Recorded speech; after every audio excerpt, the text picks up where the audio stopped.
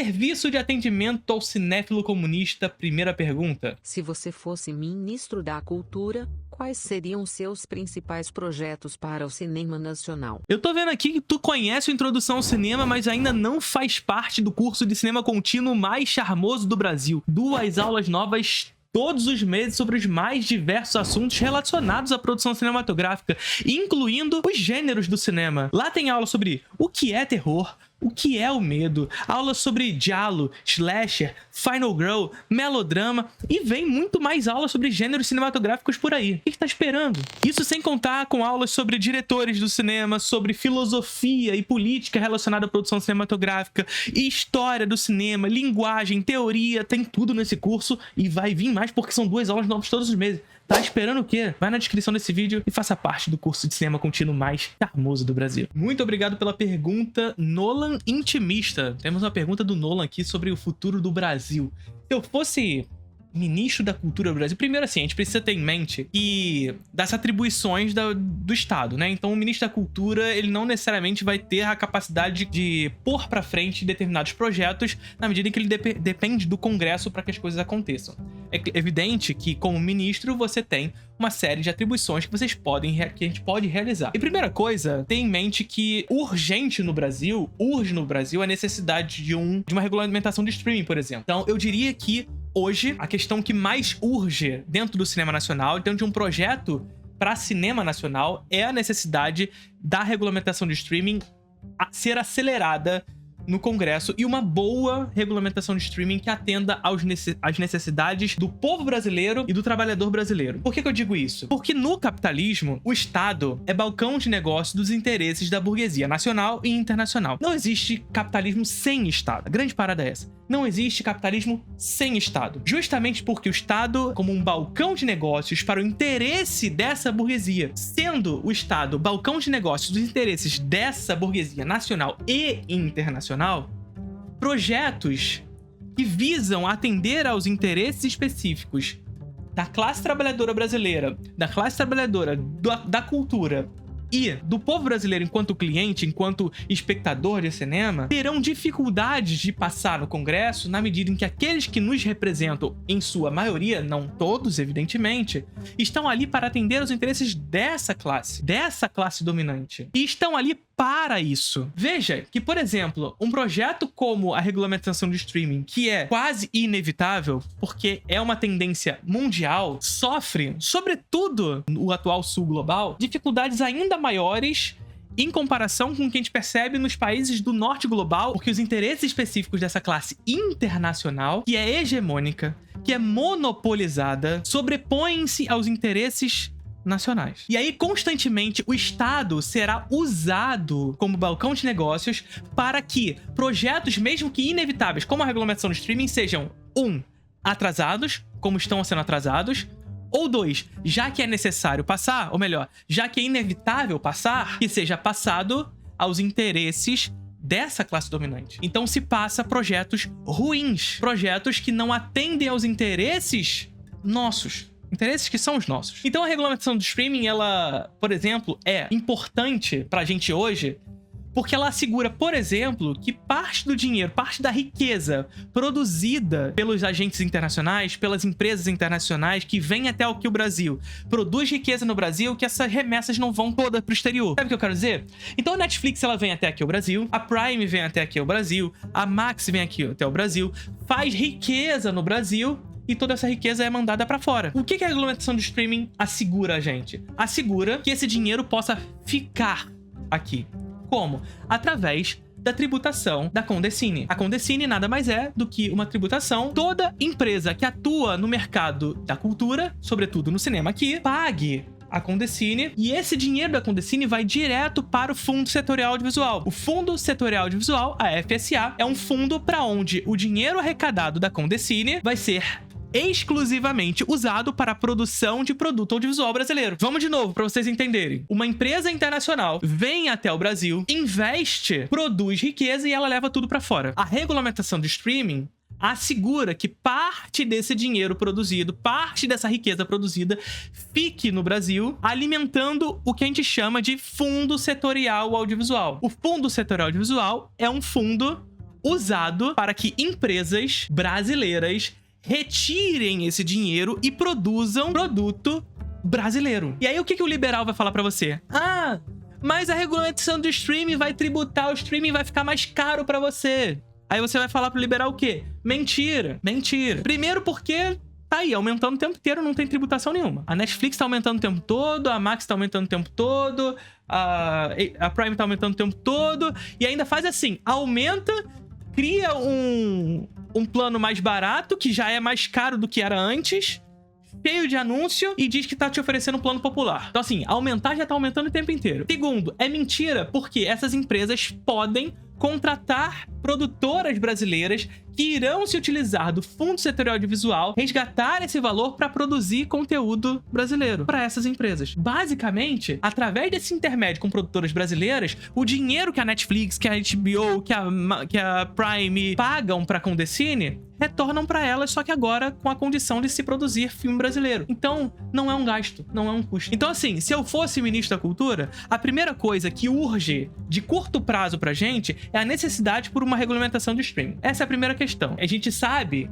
que nas condições que estamos, condicionados pelo sistema capitalista, o qual estamos inseridos, o Estado é o balcão de negócios dos interesses dessa burguesia, dessa classe dominante, dessas empresas que vão atrasar esse processo, quando não, fazer com que passe projetos que atentam aos seus interesses. Que atentam não, que sirvam aos seus interesses. Inevitavelmente no capitalismo. A gente pode até ter algum projeto que mitigue as contradições às quais a regulamentação tenta mitigar. Dito isso, assim, em termos de projetos de longo prazo, de médio e longo prazo, a gente precisa pensar num Brasil que construa um mercado exibidor mais expandido. Porque o mercado exibidor brasileiro, ele é curtíssimo. Quando eu digo que ele é curtíssimo, é dizer que ele tem poucas salas em números totais, em números absolutos. São pouco mais de 3.500 salas no Brasil. E além de ser curto, em números absolutos, é extremamente concentrado.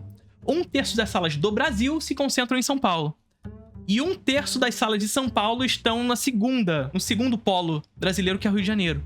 Então, assim, o Rio de Janeiro tem 1/3 do número de salas de São Paulo. Então imaginem quão mal distribuído é o número de salas no Brasil. Vocês entendem? Percebe o quão mal distribuído é no Brasil? Se o Rio de Janeiro tem 1/3 do número de salas de São Paulo, imagine cidades médias e pequenas. Urge também a necessidade de se criar projetos, de se criar mecanismos que façam com que os cinemas cheguem nas médias e pequenas cidades para atender ao público e aos espectadores dessas cidades. E isso pode ser realizado através do Fundo Setorial Audiovisual, através de recolhimento da Condecine, mas para que isso tudo possa ser realizado, a gente precisa, por exemplo, tributar essas empresas internacionais que produzem riqueza no Brasil e que levam tudo para fora. Produzem riqueza aqui e levam tudo para fora. Ou seja, basicamente, um projeto de soberania. Um projeto que faz com que essa riqueza produzida aqui fique aqui. E ficando aqui, que a gente possa realizar mais filmes. E quando eu digo realizar mais filmes, eu tô falando também de mais projetos audiovisuais, tá, gente? É mais programas, é mais séries, é mais filmes, é mais produtos audiovisuais brasileiros, é mais animações, mais videogame, que também entra no Fundo Setorial Audiovisual, tá? Mais game brasileiro. Que esse dinheiro fique aqui, alimente essa indústria e, alimentando essa indústria, possa fazer crescer também o seu mercado exibidor nas pequenas e médias cidades. Serviço de atendimento ao cinéfilo comunista, segunda pergunta. Se você fosse um diretor e conseguisse iniciar uma nova fase para o cinema brasileiro, como ele seria? Quais características e ambições? Cara, então, características de estilo. Eu não estaria apto a responder essa pergunta porque eu não sou um artista. E uma coisa que eu preciso dizer com relação a isso é que geralmente essas perguntas estão associadas a uma ideia de passado. O passado é muito importante para que a gente possa construir o cinema do presente, tá? Quando eu digo isso, é dizer para vocês que é preciso que o nosso cinema atual considere as pornochanchadas? Sim. É preciso que o cinema atual considere o nosso cinema marginal? Sim. É preciso que o nosso cinema atual considere as chanchadas? Sim. É preciso que o nosso cinema atual considere cinema novo? Com certeza. Tudo isso, grande parte disso aí tem aulas no Introdução ao Cinema, inclusive, tá? Sim, isso tudo deve ser considerado, deve ser uma influência para nossa história, pela busca da nossa identidade enquanto cinema. Aliás, a ideia de identidade nacional, ela é sempre uma busca.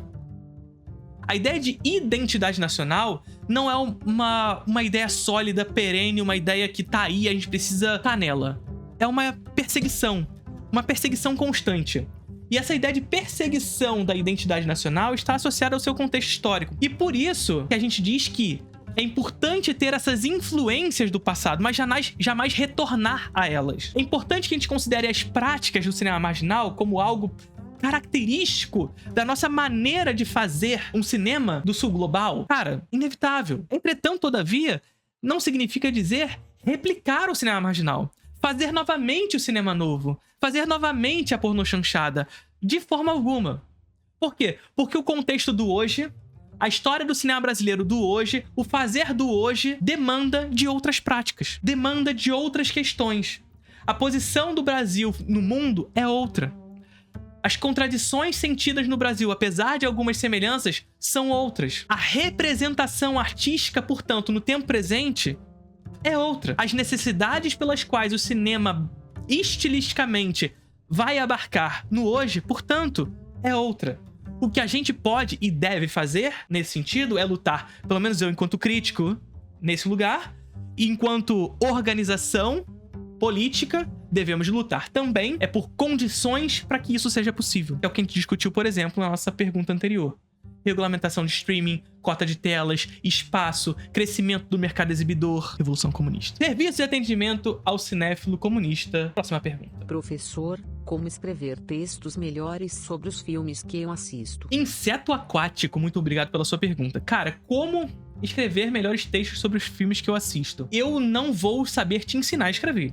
É claro que a gente pode dar algumas dicas a partir dos textos que vocês escrevem. Por exemplo, quando a gente já fez aqui React de Letterboxd, eu já dei algumas dicas pra vocês sobre pontuação. Isso é uma coisa que eu vejo muito erro na maneira como alguns cinéfilos iniciantes escrevem. Não terminar a oração. Vocês escrevem as orações com vírgula, vírgula, vírgula, vírgula, vírgula e nunca terminam a oração. Terminem as orações. Dê um ponto final nas suas orações e comecem de novo. Isso é importante pro texto de vocês. Mas para além disso, como escrever, vocês vão encontrar no processo. Vocês vão encontrar no processo de escrita, na prática mesmo. A prática é o lugar onde vocês vão encontrar a sua maneira de fazer. E aqui tá a principal dica. A crítica de cinema em si não é arte. Olha só o que eu tô falando. A crítica de cinema em si não é arte, mas é um processo artístico. Por que eu digo isso? Porque quando você vai ler o seu texto, quando você vai escrever o seu texto, você tem que se encontrar nele. Isso aqui é o mais importante de todos. Você tem que encontrar a você no seu texto. O seu texto deve ter um quê de intimismo nele. Deve falar sobre você. E essa vai ser a principal dica que eu vou dar pra vocês, porque quando vocês se desvencilharem, se desamarrarem das convenções americanas de crítica, eu tenho certeza que vocês vão conseguir escrever melhor. O que eu quero dizer como convenções americanas de crítica? Eu quero dizer uma crítica que trata a obra de arte como um carnaval do Rio de Janeiro, que divide as partes do filme do todo. Então você vai estruturar, você que tá começando a escrever e escreve com essa estrutura americanizada, a qual o Oscar, inclusive, é uma ferramenta que te vicia a fazer isso, porque o Oscar divide em sei lá quantas mil categorias. Você vai fazer o seguinte no seu texto, quando você começar. Você vai escrever um primeiro parágrafo de introdução ao filme. O filme vai contar a história disso, disso, o diretor, ele quis dizer isso, isso, para. Aí no segundo parágrafo você vai falar sobre a montagem. No terceiro parágrafo você vai escrever sobre o diretor. No terceiro parágrafo sobre as atuações. No quarto parágrafo isso. No quinto parágrafo você vai finalizar. Basicamente o que você fez aqui é matar a obra de arte. Você matou o filme. Porque você retirou todas as partes do seu todo. E as partes só funcionam no todo. Então o que eu quero dizer aqui? É importante saber sobre montagem? É. É importante saber sobre atuação? Sim. É importante saber sobre essas partes do filme? Evidentemente. Mas tão somente se elas forem pensadas no todo. E mais importante ainda, se elas forem pensadas no todo a partir de uma ideia que você teve sobre o filme. E essa aqui é a maior dica de todas. Você assistiu a um filme e você teve uma ideia sobre ele. Parta dessa ideia. Parta dessa ideia. É uma ideia abstrata? Beleza, parte dela. Um exemplo que eu dou, e eu recomendo muito que vocês vão ler o meu texto sobre o filme Millennium Mambo, do Hou Xiaoxian. Assistam um filme e depois vão ler essa crítica que eu escrevi. Tá lá no meu Letterboxd, caso vocês queiram ver. Eu partia da maneira como eu me relacionei com a legenda do filme. A legenda faz parte do filme? Claro que não, porque é uma categoria extra filme. Ela não estava no filme como o realizador fez o filme. Mas eu parti dessa ideia de como eu me relacionei com a legenda. Porque constantemente durante o filme eu me via despreocupado com a legenda em razão das imagens. Em razão de como as imagens se comportavam frente a mim. E a partir disso eu pensei o filme. A partir dessa ideia, eu passei a pensar sobre o filme. E suas categorias, e sua montagem, e seus processos, e suas práticas. Então a principal dica que eu posso dar pra vocês é: partam da ideia que você teve sobre o filme. E daí, você escreve. Tá bom? Serviço de atendimento ao cinéfilo comunista. Próxima pergunta. Professor, qual filme você acha que nesse período histórico atual, você acredita que possa vir a ser um novo paradigma do cinema depois de Vertigo? Ah, de hoje, não tem, cara, de verdade. Paradigma, não. E assim, eu também não gosto muito de criar esses... de fazer essa relação meio profética do cinema, tá? Mas a gente tem algumas tendências. A gente tem algumas respostas com relação a isso a partir das listas que surgem ao longo dos anos. A gente tem algumas respostas com relação a isso a partir das listas que vêm surgindo ao longo do tempo. Ah, Felipe, você tá dizendo que as listas são importantes? Sim, são importantes. E quando eu digo isso, eu não tô dizendo que elas são inquestionáveis. Eu tô dizendo que elas marcam um determinado período histórico. Então, quando vocês veem a lista da Sight and Sound, por exemplo, ela não fala sobre, especificamente, qual é o melhor filme da história do cinema. Ela fala sobre qual é o melhor filme da história do cinema naquele momento histórico onde ela foi realizada por aqueles que votaram. Sabe o que eu quero dizer? Então, toda lista tem alguém que vota. Toda lista vota de algum lugar. Toda lista vota em algum tempo histórico específico. E isso é determinante para o resultado da lista. E nessas listas dessa edição, por exemplo, a gente vê filmes como Retrato de uma Jovem Chamas surgindo. Sabe? Retrato de uma Jovem Chamas provavelmente será um filme bastante lembrado no futuro. Provavelmente. Porque isso começa a acontecer. Se a gente vê na próxima edição da Sight and Sound o Retrato de uma Jovem Chamas permanecendo na lista, a gente já tem uma quase certeza de que isso é uma possibilidade. Isso aconteceu, por exemplo, lá no início dos anos 2000, com Amor à Flor da Pele e Cidade dos Sonhos, que foram dois filmes que na lista dos anos 2000 apareceram e que permaneceram até hoje na lista da Sight and Sound. E o que a lista então tem a ver com isso, Felipe? Significa dizer que o processo de solidificação de um filme na história passa pelo crivo crítico. E isso é inevitável, porque a crítica é um processo dialético, um processo de negação constante. E essa negação constante ao filme, pô-lo sob negação, pô-lo em crise. O Bernadette, inclusive, um importante historiador, teórico e crítico de cinema, vai dizer que a crítica de cinema é pôr o filme em crise. É justamente isso. É você assistir a um filme, pô-lo em negação, pô-lo em crise, e na medida do tempo, na medida em que no tempo nós pusermos esse filme em crise constantemente, nós veremos quais serão os filmes que irão permanecer, que vão sobreviver à negação, que vão sobreviver a esse processo de crises. Aqueles que sobreviverão à crise são aqueles que serão considerados os filmes paradigmáticos. Professor, o que faz um diretor ser um autor do filme e como identificar o estilo desse diretor? Essa pergunta é excelente. É excelente porque em fevereiro a gente vai ter uma aula sobre estilo no Introdução ao Cinema. Em fevereiro, eu sei que eu tô em janeiro, mas em janeiro a gente vai ter aula sobre Nova Hollywood e sobre funções de acaso e narrativa burguesa. E aí em fevereiro a gente vai ter aula sobre estilo. Qual é a primeira coisa? Primeiro, saber o que é estilo, cara. Primeira coisa que a gente precisa ter em mente é estilo. O que é estilo? E pra dizer o que é estilo, a gente precisa ter a noção de que estilo é indissociável do tema. O estilo é indissociável do conteúdo, tá? Isso é a primeira coisa que vocês precisam ter em mente. E por que a gente precisa dizer isso? Porque geralmente, quando a pessoa pensa sobre estilo, pensa em algo externo ao filme. Ou pelo menos algo que está à frente do filme. Como uma cortina. Uma cortina que está sobre ele, criando uma roupagem para esse filme. Então, geralmente, quando a gente pensa sobre estilo, aquela pessoa tem determinado estilo, aquele filme tem determinado estilo, é como essa pessoa se apresenta. Não é isso? Ou seja, aquilo pelo qual nós nos vestimos para aparecer. Aquilo que está na frente de nós. Entretanto, essa maneira de pensar estilo reflete uma problemática intensa. Que problemática é essa? Reflete o problema de acreditar que se estilo é como uma cortina, como algo que está à frente, é possível retirá-lo. é possível abrir essa cortina. E na medida em que nós abrimos a cortina, nós revelamos o que é de verdade, o que é uma impossibilidade. O que eu quero dizer com isso? Não há filme sem estilo. Ah, Felipe, mas aquele diretor lá, é muito ruim, o estilo dele é horrível. Tá, ele tem um estilo ruim, mas ele tem estilo, percebe? A ideia de conceber o estilo como algo que está à frente pressupõe de que é possível retirar a cortina e, portanto, desvelar a verdade sobre esse filme. E a verdade está no conteúdo. A verdade está no tema. Quando, na verdade, é o contrário. Esse conteúdo, ele só pode aparecer, ele só pode se revelar através do estilo. Mais do que isso, é pensar, e aí essa sujeitinha aqui maravilhosa nos ajuda a compreender sobre isso, é pensar que na arte, olha, na arte, não é o estilo que tá por fora, mas sim o conteúdo. O estilo é o interior. O estilo é o que faz nós sentirmos. Inclusive, a Susan Sontag vai nos ajudar a compreender sobre isso, nos fazendo uma associação sobre o processo de produção de conhecimento na arte. Porque o processo de produção de conhecimento na arte é distinto, por exemplo, das ciências. O processo de conhecimento nas ciências se dá sobretudo pelo conteúdo.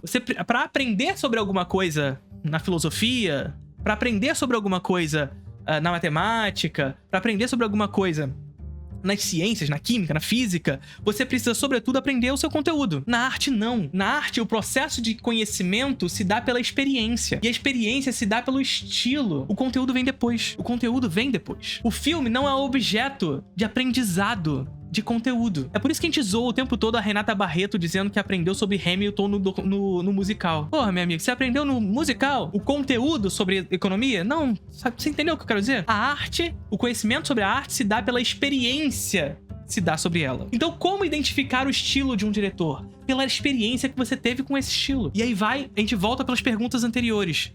Como escrever uma boa crítica? Pela ideia que você teve sobre esse filme. E como é que surge essa ideia? Da experiência que você teve sobre esse filme. E é nessa experiência que você vai encontrar o estilo do diretor. Para saber mais sobre isso, vai lá na Introdução ao Cinema. Próxima pergunta no serviço de atendimento ao cinéfilo comunista. Já vi centenas ou milhares de filmes, mas só descobri o Letterboxd desses dias. Logo só daqui pra frente.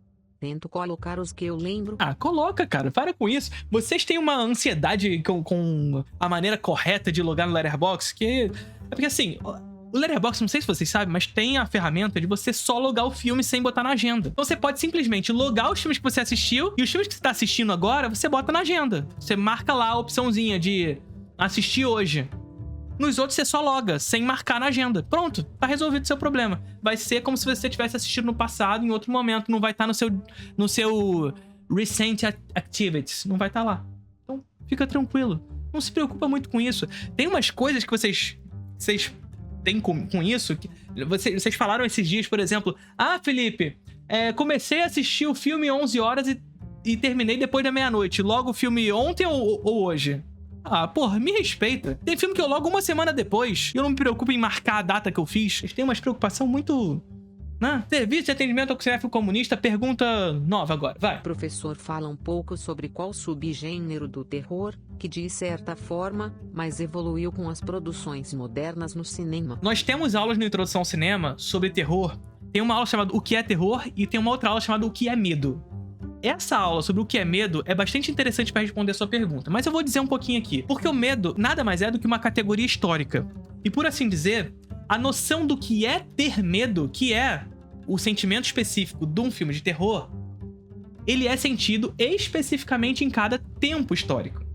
Então, o medo sentido nos filmes de terror produzidos no início do cinema é diferente dos medos sentidos nos filmes produzidos hoje. Então, por exemplo, quando a gente fala de O Gabinete do Dr. Caligari, de 1920, nós estamos falando de um filme que vai tratar de um sujeito hipnólogo que chega numa cidade, hipnotiza um sujeito que passa a cometer atrocidades e crimes na cidade. Primeira coisa, nós temos naquele momento histórico a emergência e a popularização da psicanálise. Olha só o que faz o terror. Pega o que é conhecido e traz o que é conhecido para a beleza do desconhecido.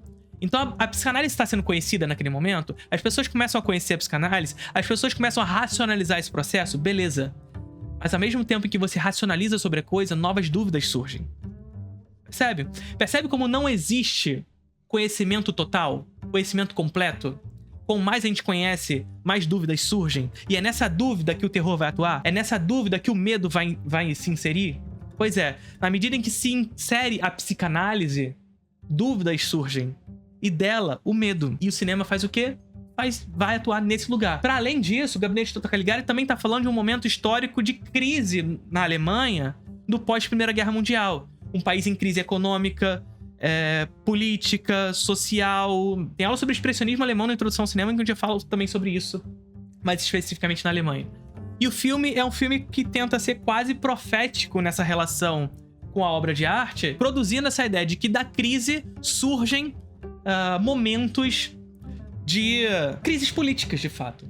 No caso, o fascismo. Então, aquele medo sentido naquele período histórico é específico daquele tempo histórico. Por outro lado, a gente pensa na virada do milênio, não sei se vocês lembram, na virada do milênio rolou a parada do bug do milênio, a internet estava em voga, ou seja, conhecido, racionalizado, nós conhecíamos a internet. Mas ao mesmo tempo, o Kiyoshi Kurosawa faz um filme chamado Pulse, que é um filme que ele fala assim, tu conhece a internet?